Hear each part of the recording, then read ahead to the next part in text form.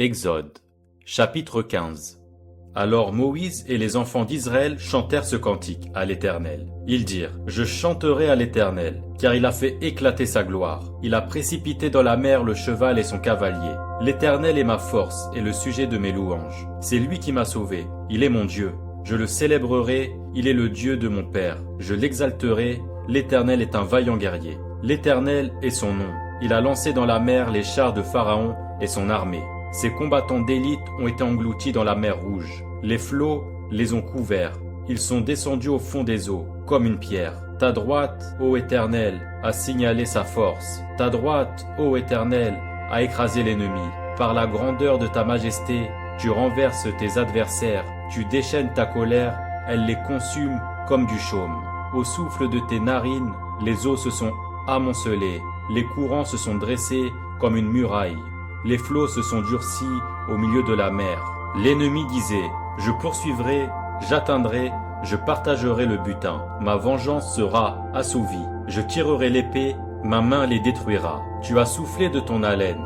La mer les a couverts. Ils se sont enfoncés comme du plomb dans la profondeur des eaux. Qui est comme toi parmi les dieux, ô Éternel? Qui est comme toi, magnifique en sainteté, digne de louange, opérant des prodiges? Tu as étendu ta droite, la terre les a engloutis. Par ta miséricorde, tu as conduit, tu as délivré ce peuple. Par ta puissance, tu le diriges vers la demeure de ta sainteté. Les peuples l'apprennent et ils tremblent. La terreur s'empare des Philistins. Les chefs d'Édom s'épouvantent. Un tremblement saisit les guerriers de Moab. Tous les habitants de Canaan tombent en défaillance. La crainte et la frayeur les surprendront. Par la grandeur de ton bras, ils deviendront muets comme une pierre, jusqu'à ce que ton peuple soit passé.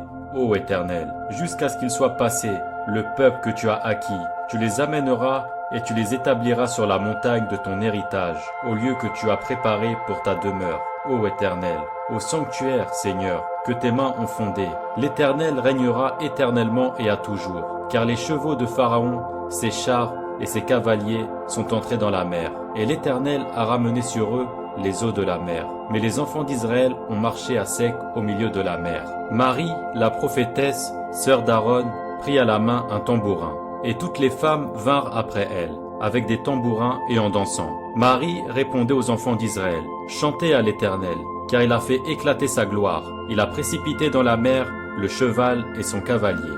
Moïse fit partir Israël de la mer Rouge. Ils prirent la direction du désert de Shur. Et après 3 journées de marche dans le désert, ils ne trouvèrent point d'eau. Ils arrivèrent à Mara, mais ils ne purent pas boire l'eau de Mara, parce qu'elle était amère. C'est pourquoi ce lieu fut appelé Mara. Le peuple murmura contre Moïse en disant: Que boirons-nous? Moïse cria à l'Éternel, et l'Éternel lui indiqua un bois qu'il jeta dans l'eau, et l'eau devint douce. Ce fut là que l'Éternel donna au peuple des lois et des ordonnances. Et ce fut là qu'il le mit à l'épreuve. Il dit: Si tu écoutes attentivement la voix de l'Éternel, ton Dieu, si tu fais ce qui est droit à ses yeux, si tu prêtes l'oreille à ses commandements, et si tu observes toutes ses lois, je ne te frapperai d'aucune des maladies dont j'ai frappé les Égyptiens, car je suis l'Éternel qui te guérit. Ils arrivèrent à Élim, où il y avait 12 sources d'eau, et 70 palmiers. Ils campèrent là, près de l'eau.